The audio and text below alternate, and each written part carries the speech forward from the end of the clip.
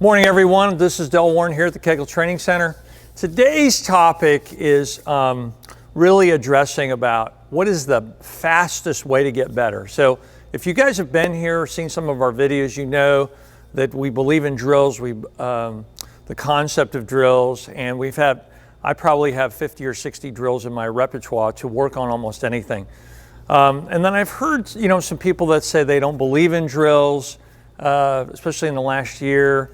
So I kind of want to address this because, we're all in a hurry to get better, and we want to do it as quickly as possible.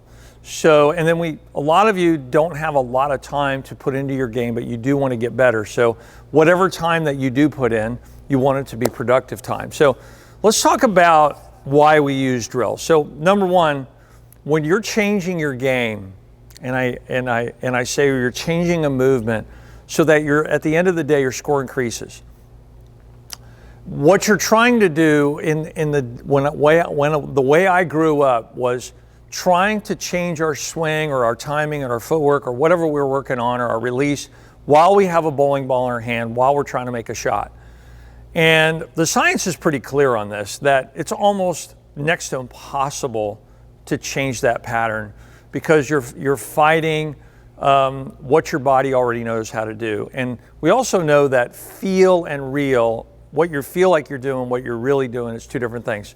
So the science is pretty clear on this. There's many studies that talks about how the brain learns skill, and this is skill acquisition. So for example, you've heard me quote the book, The Talent Code, and in that book, he talks about this type of training called imitaxia, which is basically learning movements very slowly and very precisely.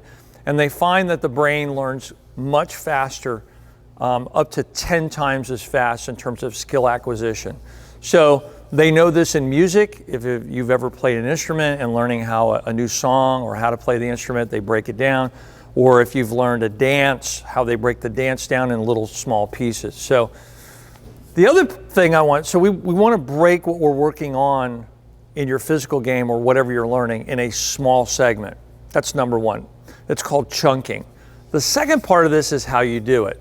And this is where people really, in my opinion, kind of lose it and may struggle getting better, is they do the movement too quickly and they're not focused enough. So what I mean by that is you have to do the movement in slow motion, and you have to do the movement without a bowling ball first. It's a much easier way to learn the movement correctly. A mirror works very, very well for this. Someone videoing the movement, and then you guys reviewing it does it very well. But something as simple as having a nice straight backswing, okay? Or something as simple, maybe you're working on your left arm, your left shoulder, a non-bowling arm movement, or maybe your ball placement. If your push away might be a little bit long, and you want to change it to more of a hinge, it's very rare. You can't do it with a bowling ball in your hand. And if you do, it takes much longer. So what I'm telling you is when you're training, do it very slow, be very patient, and you will learn the movement quickly.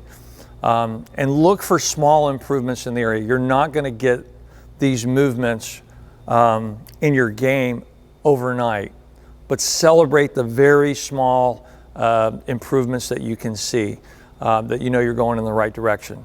Okay? So drills, break them down, pick the ones with your coach that are the most effective, do the movements very slow, start without a ball, add a bowling ball, and then notice the improvements and make the adjustments.